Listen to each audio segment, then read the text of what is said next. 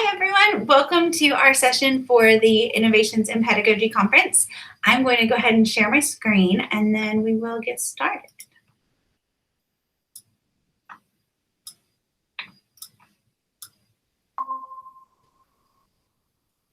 Okay, so let me get into this. All right, there we go. Okay, sorry about that delay at the beginning there. So welcome to our session. We're going to talk about mitigating burnout, figuring out how to invest in ourselves and develop rhythms. And we'll go ahead and introduce ourselves so that we can get started. So nice to be with you guys today. My name is Audrey Hanks, and I actually I work at Brigham Young University in Utah. I am a prestigious scholarships coordinator. I work 3/4 time, and I have a pretty flexible work schedule. And outside of work, I'm married with 7 children. My husband works full-time and is completing his PhD, so we have a lot going on at home. And I'm Kate Theobald. I work in the Honors College in the Office of Undergraduate Research, and I'm over National Scholarships and Fellowships. I advise for all of those, and that's actually how Audrey and I met, is through our scholarships advising. I'm also the current president of GURC, and I'm the co-chair of our on-campus alumni campus employees network. And then outside of work, I am also married with 1 child, and I'm working on my EDD in higher ed administration here at UWG, and I'm actually researching burnout among women in higher ed. So Audrey, will you kick us off and talk to us first a little bit about what burnout is?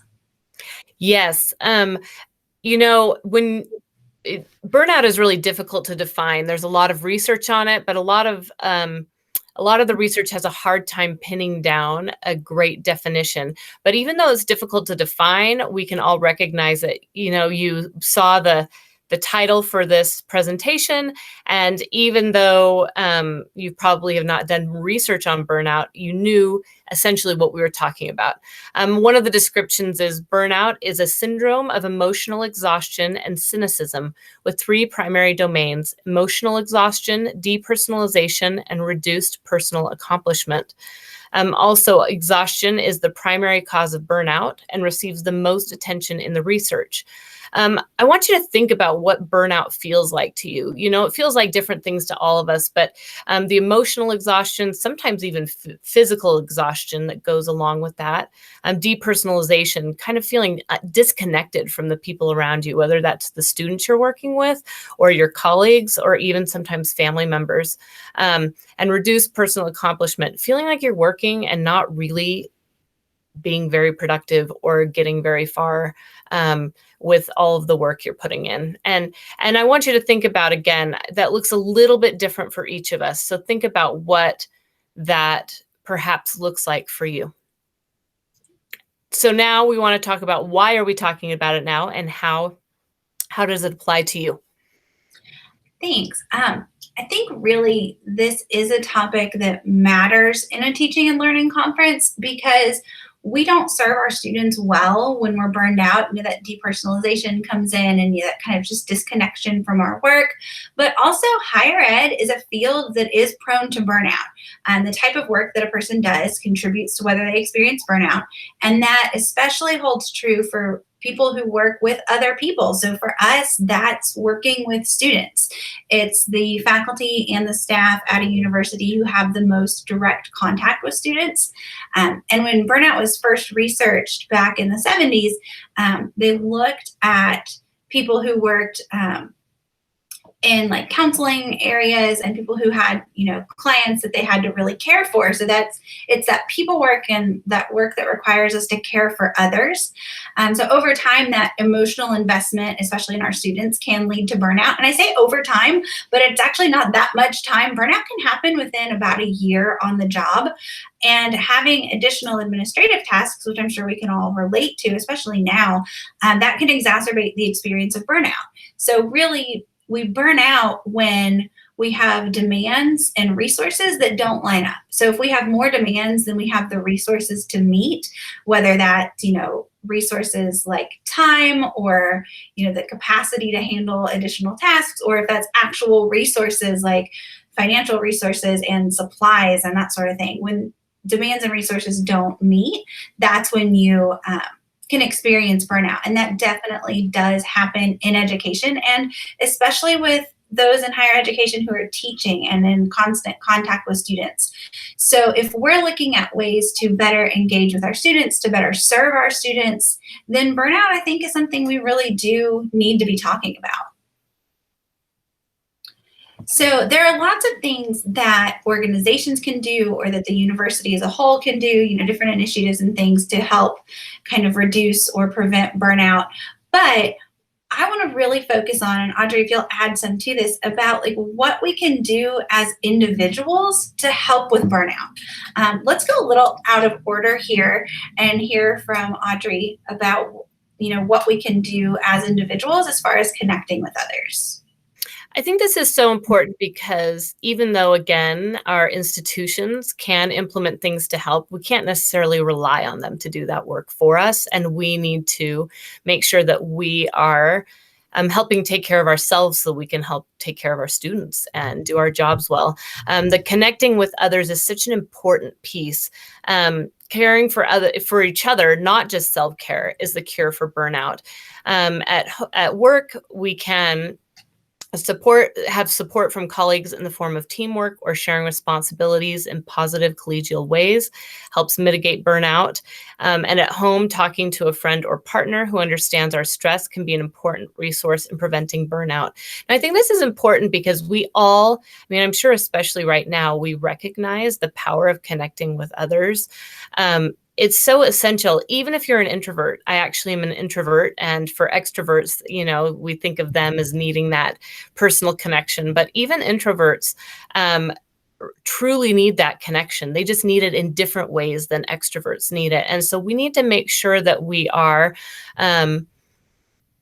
first of all, reaching out to each other to help each other in ways that will help each other's burnout not get so out of control, and also make sure that we take steps to connect with our colleagues, to connect with others at work, and to connect at home. Because I think especially we talked about how sometimes when you start to feel distanced and from your students or your colleagues, that's one of the signs of burnout. Sometimes when we get to that point, we want to distance even further. It's our natural feeling to step even further back. But really, that's when it's so important to lean in and maybe connect with them in ways that aren't, they're more personal and less professional. Like, how are you doing? Tell me about your family. How's your life doing outside of work? And make connections, especially if you're maybe having a harder time engaging with work.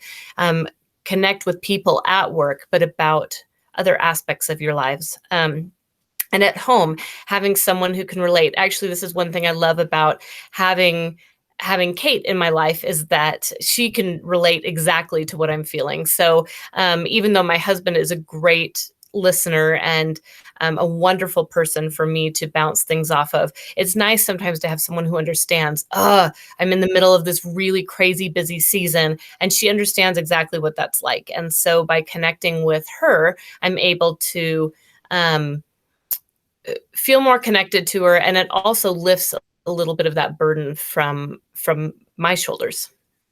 I completely agree with that. I think that just knowing that you're not alone in your burnout is really helpful, because it's not something we talk about a whole lot. And I love that you pointed out that it's not just self-care, because I think that's what's in kind of popular culture right now. Like, I don't know about your Instagram feed, but mine is all about like self-care Sunday, take time for you, can't pour from an empty cup.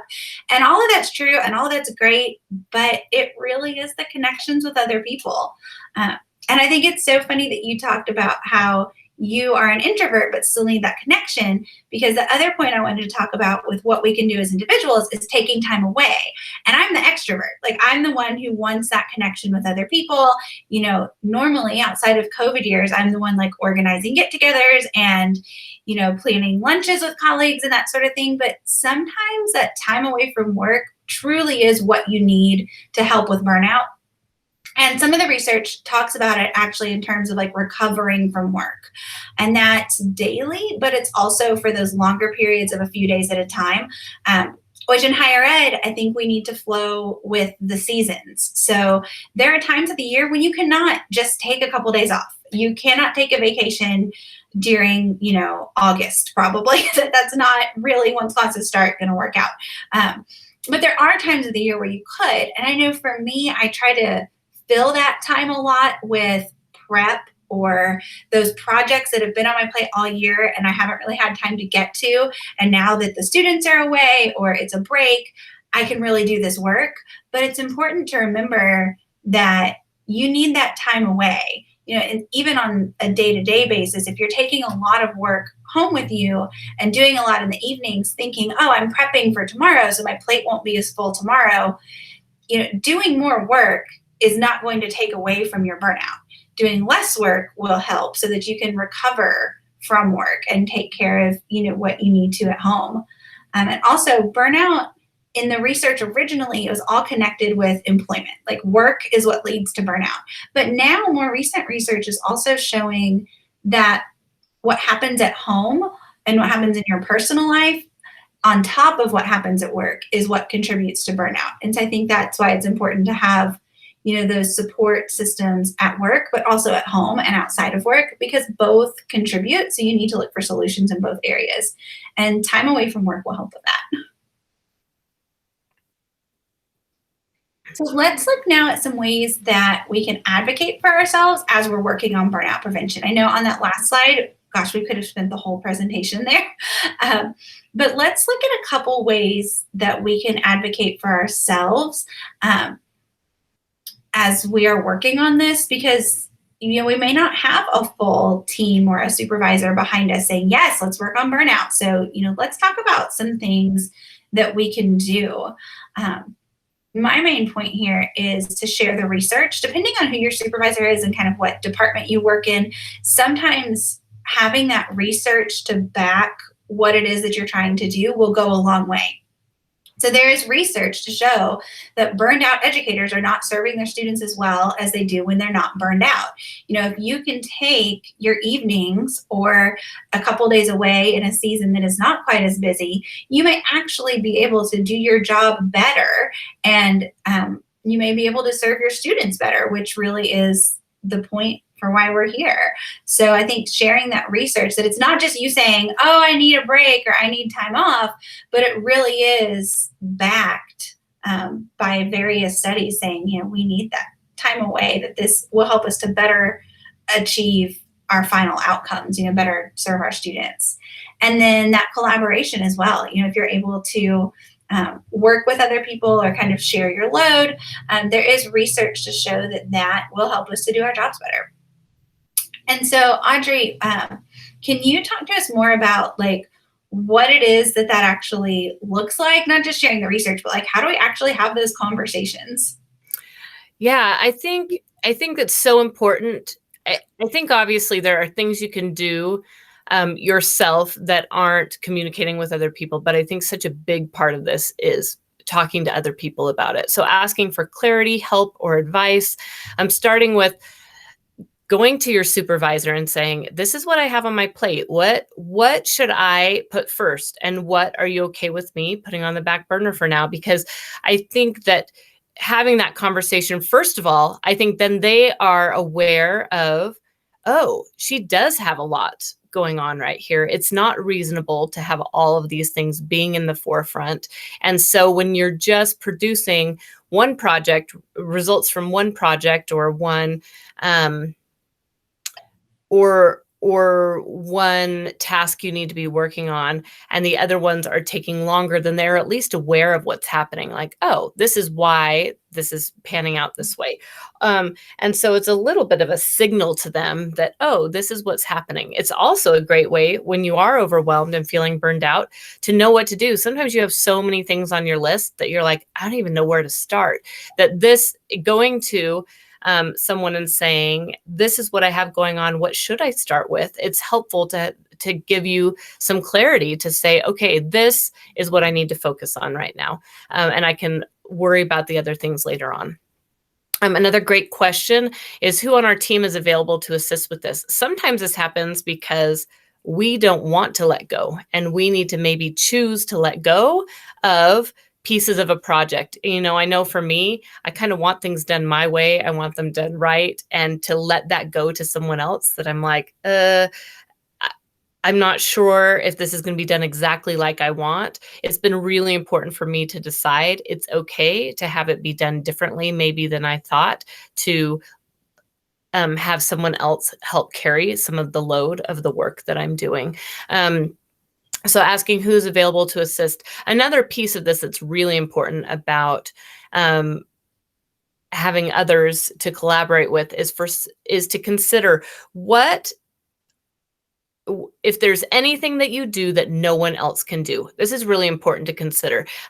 Is there something, are you ahead of a committee, or is there a particular aspect of work that only you know how to do? And if that's the case, I would highly recommend finding someone that you can do cross-training with and let them learn how to do just the bare bones of that. So that if something were to happen, a family emergency, or if you had to step away for a little bit, that there would be someone, it wouldn't fall to pieces. It wouldn't be done well, maybe, and it still might be on hold for a while, but there would be someone who could step in and make sure it didn't totally fall apart. And if you can do that for someone else. So if you find someone else and say, I can train in yours and you can train in mine. And then that way, if something were to happen, there's somebody else to help, because there's nothing worse than being in a situation like a crisis situation and thinking and having to worry about what's going on with that thing at work. That's the last thing you want to have to worry about at that point.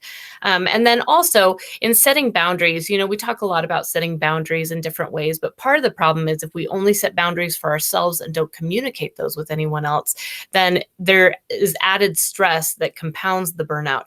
If you say, I know that when I go home, I need to be done with email and not check anything until I'm at work the next day, but your supervisor has an expectation that an email at 8:00 at night should be answered at 8:00 at night. You need to make sure you talk about those things and say, what are your expectations for my work outside of business hours? Or you could even go into it and say, here is what I think will work best for my life. This is what I'm hoping for. What will that work for you? And if not, let's have a conversation about how to make it work for you and for me in a way I feel comfortable with, and be able to step in. I'm very lucky that my supervisor is wonderful about letting me set boundaries, but it is helpful to tell him what those boundaries are so that he has an expectation of what's happening. Definitely. So I know we're a little close on time, so let's just wrap up with like the one final thought. So like, what's the one thing you would suggest to do if somebody is absolutely at that breaking point or just on the verge of total burnout? My suggestion for this is to ask yourself, what is the next right step? Sometimes, I know for me in burnout, I feel so overwhelmed that to just say, what is the next right thing to do? Just focus on that. When that's done, you can ask yourself that question again and do that next step. That's, for me, what saves me when I get to that point. And Kate, what about you? For me, it's getting everything out of my head. In the seasons that aren't quite as busy, I'm so good about routines and habits and planning and tracking everything. But when I get really busy, sometimes I'm just like, okay, I just have to get this done and I can write it all down later. And so taking that little pause, 10 or 15 minutes, to make a list of everything I have to do at work or at home, both, if that's what's feeling overwhelming at the moment. I go through and highlight the non-negotiables and I say, okay, these are the ones I need to prioritize. And then I can have those conversations about, do my priorities line up with my boss's priorities, or is there somebody who can help with something else that's maybe lower down on the list? And then I just get through those non-negotiables. And sometimes that means some other things that we would like to have done just don't get done. But if the non-negotiables are there, then I feel a lot better. Here's references. We can email this out if anybody wants to see those in more detail. And then I will go ahead and exit out here and stop the screen share. Okay, so there we go. And then we'll see everybody for the Q&A portion in a little bit. Thank you. Bye. Thank you.